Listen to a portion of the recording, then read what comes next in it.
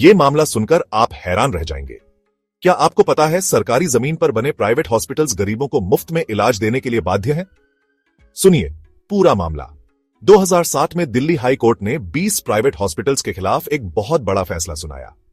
In hospitals को सरकारी जमीन सस्ते में मिली थी, लेकिन एक शर्त थी, उन्हें गरीब मरीजों का मुफ्त इलाज करना था। लेकिन अब सुनिए इंपॉर्टेंट बात।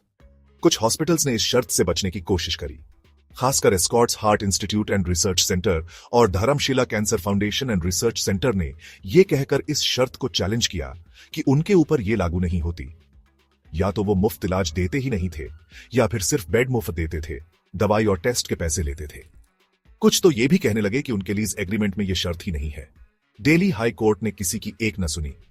फैसला साफ था, सरकारी जमीन पर बने हर प्राइवेट हॉस्पिटल को अपने 10% इंडोर पेशेंट्स और 25% आउटडोर पेशेंट्स का पूरा इलाज बिल्कुल मुफ्त में करना होगा, यानी बेड, दवाई, टेस्ट, ऑपरेशन, सब कुछ। और सुनिए, हॉस्पिटल्स पहले दिए गए मुफ्त इलाज के बदले में कोई सेट ऑन या रिम्बर्समेंट नहीं मांग सकते।